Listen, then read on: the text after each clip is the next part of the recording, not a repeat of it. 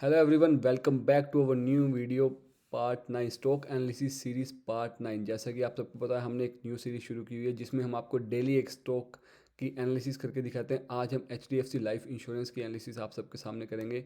Stock analysis series चालू है। अगर आपने चैनल को सब्सक्राइब नहीं किया है तो ज़रूर सब्सक्राइब करें। ये सीरीज़ बहुत ही लंबी होने वाली है जिसमें आपको डेली एक पर्टिकुलर स्टॉक की हम एनालिसिस करके दिखाएंगे और at the end of the month जितनी भी हमने स्टॉक्स की एनालिसिस की है उसके रिजल्ट्स भी हम अपलोड करेंगे। सो क्या रिज़ल्ट रहा, क्या प्रोग्रेस है, वो सब अगर आप सीखना चाहते हैं हमारे साथ जुड़ के तो चैनल को ज़रूर सब्सक्राइब करें, बेल आइकन को ज़रूर दबाएं सो दैट ऐसी नई वीडियो का नोटिफिकेशन आप सबके पास आते रहें। यहाँ पे वो चीज़ें आप सीखेंगे जो चीज़ लोग लाखों रुपए कोर्सेज में देकर सीखते हैं, आप फ्री में सीखने वाले हैं। तो चैनल नया है, ज़रूर चैनल को ज्वाइन करें। हमने एक इनिशिएटिव लिया है, हमें मोटिवेट करना आपका भी कर्तव्य है ताकि हम आपके लिए ऐसी ऐसी वीडियोस बनाते रहें। तो चलते हैं चार्ट पे। चार्ट HDFC लाइफ इंश्योरेंस का आप सबके सामने खुला हुआ है। जैसे कि मैं अपनी हर वीडियो में बोलता हूँ, this video is for education purpose. किसी भी फाइनेंशियल इन्वेस्टमेंट के लिए अपने फाइनेंशियल एडवाइज़र से ज़रूर सलाह लें। तो HDFC लाइफ इंश्योरेंस का चार्ट आप सबके सामने ओपन है। लाइफ इंश्योरेंस में अगर हम देखें, यहाँ पे ये वीकली टाइम फ्रेम का चार्ट आप सबके सामने है। तो वीकली टाइम फ्रेम क्या कह रहे हैं यहाँ पे देखो, बड़ा ही सिंपल मेरा एनालिसिस रहता है सपोर्ट और रेजिस्टेंस के बेसिस पर। अगर आप इस सिंपल एनालिसिस का पार्ट बनना चाहते हैं तो इसको सिंपल तरीके से ही समझिए। कोई मैं यहाँ पे आपको इंडिकेटर लगा के नहीं दिखाने वाला हूँ क्योंकि मार्केट बहुत ही सिंपल है। अगर आप सिंपल तरीके से करेंगे तो ये एनालिसिस आपकी फॉरेक्स मार्केट में भी चलेगी। ये एनालिसिस आपकी किसी भी कंट्री की मार्केट में आप इस प्राइस एक्शन को काम में ले सकते हैं। तो जैसा कि आप देख पा रहे हैं कि ये 2020 से लेकर 23 का चार्ट हम सबके सामने है, ठीक है जी। तो यहाँ पे क्या हो रहा है, यहाँ पे ये हो रहा है कि HDFC लाइफ ना एक अप ट्रेंड में है। इसको हम हायर हाइज भी बोल सकते हैं, जैसा मैं हर वीडियो में आपको दिखाता हूँ। अप ट्रेंड कैसे हम कैलकुलेट करते हैं, हायर हाइज देख के ये, या लोअर लोअर हाइज देख के। ये लोअर लो लगा, ये उसके बाद हायर लो लगा, फिर ये हायर लो लगा, हायर लो लगा, ठीक है जी। मतलब कि लोज ऊपर की तरफ होते गए तो यानी कि अप ट्रेंड हो गया। अगर हम इसको ट्रेंड लाइन से मिलाएं तो आपको समझ में आएगा। अगर आपने पुरानी वीडियोस नहीं देखी है तो ज़रूर देखें, आई बटन में मैं लिंक दे रहा हूँ प्लेलिस्ट का। एक भी वीडियो देखेंगे तो आप बहुत कुछ समझ जाएंगे। छोटी छोटी वीडियोस मैं बनाता हूँ, ज़्यादा लॉन्ग वीडियोस नहीं होती। ये देखो, इसको हमने हायर हाइज का है। हायर हाइज का सिंपल मतलब ये हुआ कि प्राइस ऊपर की तरफ जा रहा है ना। जो हाइज या जो लोज हैं, यहाँ पे ये लोज हैं, लोज हाइज बनते जा रहे हैं और हाई भी हायर हाई हो रहे हैं। ये देखो, अब इनको हम हाई कहेंगे, हाई कहेंगे, हाई कहेंगे, हाई कहेंगे। ये भी हायर हाइज हो रहे हैं। ये पुराना है, ठीक है जी। ये यहाँ तक आप इसको लेके जा सकते हैं, हायर हाइज हो रहे हैं, राइट। तो हायर हाइज बन रहे हैं, लोअर हाइज बन रहे हैं, यानी कि अप ट्रेंड है। यहाँ से हम देख रहे हैं अप ट्रेंड है, लेकिन इस अप ट्रेंड के बीच में यहाँ से प्राइस वापस कैसे आ रहा है वो भी मैं आपको दिखाता हूँ, बड़े ध्यान से आप देखिएगा। अगर हम इन देखो दो या दो से अधिक पॉइंट को हम मिलाते हैं तो वो रेजिस्टेंस या सपोर्ट बन जाता है। पहले हमने क्या किया, मैं आपको दिखाता हूँ। पहले हमने क्या किया, इस पॉइंट से इस पॉइंट को मिलाया, इसकी बॉडी को मिलाया, ठीक है। विक बाहर है, बॉडी बाहर नहीं है। फिर यहाँ से हमने इसको मिलाया तो 3 पॉइंट मिल गए। ये एक सपोर्ट बन गया, यानी कि प्राइस बार बार आके यहाँ पे सपोर्ट ले रहा है, ठीक है। ऊपर वाली में क्या हुआ, ऐसे ही रेजिस्टेंस यहाँ पे बन रहा है। अब रेजिस्टेंस में क्या हो रहा है, प्राइस बार बार यहाँ पे आके रेजिस्टेंस बन रहा है क्योंकि ये हाइयर हाइज बन रहे हैं। हाइज ऊपर की तरफ होते जा रहे हैं। नीचे क्या हुआ था, जो हमने सपोर्ट बनाया अभी, यहाँ पे लोज ऊपर की तरफ हो रहे हैं, हाइयर लोज बन रहे हैं, अप ट्रेंड है। हाइयर हाइज बन रहे हैं, अप ट्रेंड है।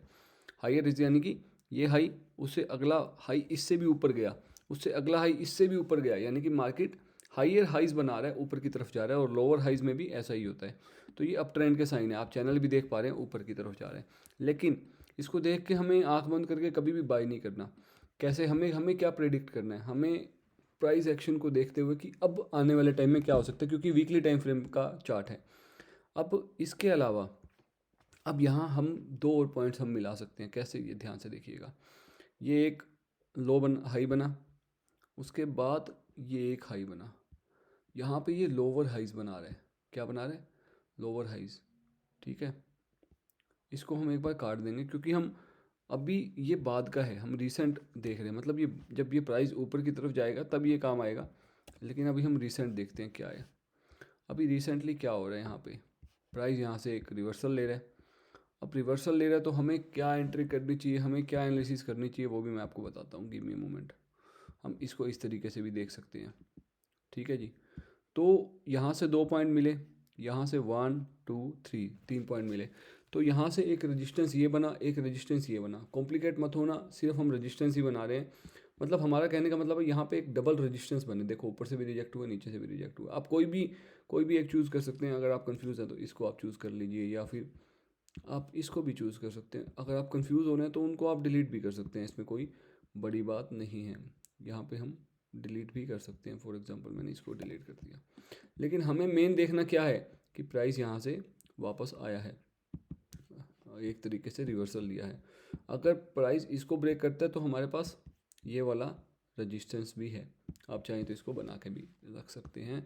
कंफ्यूज ना हो इसलिए मैं आप सबके लिए डिलीट कर दिया था। अब हमें क्या देखने को मिल रहा है? हमें ये देखने को मिल रहा है कि प्राइस यहाँ से रिवर्सल तो आया, अब प्राइस में क्या होने वाला है? प्राइस ने यहाँ पे एक और सपोर्ट लेवल को जो है ब्रेक कर दिया है। हम ये देख सकते हैं। देखिए, अब ये सपोर्ट लेवल हमने क्यों बनाया? ये सपोर्ट लेवल हमने इसलिए बनाया क्योंकि यहाँ पे एक दो बार, तीन बार यहाँ पे प्राइस ने सपोर्ट लिया और वापस गया और यहाँ से अभी सपोर्ट को तोड़ा है।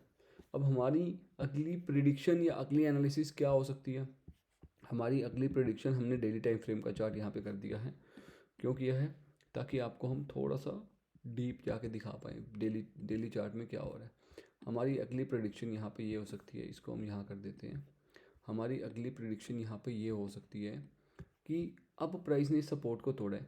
प्राइस थोड़ा सा इस सपोर्ट को टेस्ट करने आए, ठीक है, प्राइस थोड़ा सा इस सपोर्ट को टेस्ट करने आए और यहाँ से ये रिवर्सल ले, तो हम इस सपोर्ट का टारगेट ले सकते हैं, क्योंकि अब ये सपोर्ट रेजिस्टेंस की तरह एक्ट करेगा। मैं आपको दिखाता हूँ। जब यहाँ पे ये टेस्ट करने आएगा, ठीक है, बड़ा ही सिंपल एनालिसिस है, हमने कुछ इसमें ज़्यादा सोचना नहीं है। यहाँ से प्राइस यहाँ टेस्ट करने आएगा, फिर प्राइस यहाँ से रिवर्सल लेगा और फिर हम यहाँ पे यहाँ तक की एनालिसिस हम बड़े आसानी से कर सकते हैं।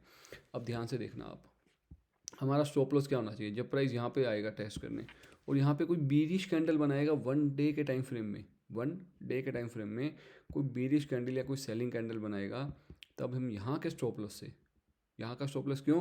क्योंकि अगर प्राइस ने इसको वापस ऊपर की तरफ ब्रेक कर दिया, जो कि अब रेजिस्टेंस का एक्ट करेगा, तो यहाँ पे सेलर्स के स्टॉप लॉस हैं। आपका स्टॉप लॉस भी यही होगा। और स्टॉप लॉस जब तेज़ी से, स्टॉप लॉस कैसे होंगे हमारे? हमने अगर सेल किया है तो हमारे स्टॉप लॉस होंगे बाय ऑर्डर्स।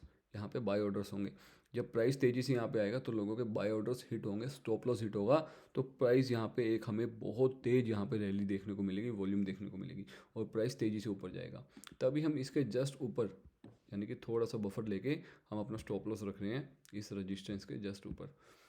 और यहाँ हमारा स्टॉप लॉस होगा, जो हमारे बाय ऑर्डर्स होंगे वहाँ होगा, यहाँ होगा। और यहाँ पे जो हमारी सेलिंग कैंडल बनेगी वन डे के टाइम फ्रेम में, उसको देखते हुए, यानी कि रीटेस्ट करने के बाद उसको देखते हुए हम यहाँ के टारगेट के लिए, इस सपोर्ट के टारगेट के लिए हम यहाँ पे एनालिसिस कर सकते हैं।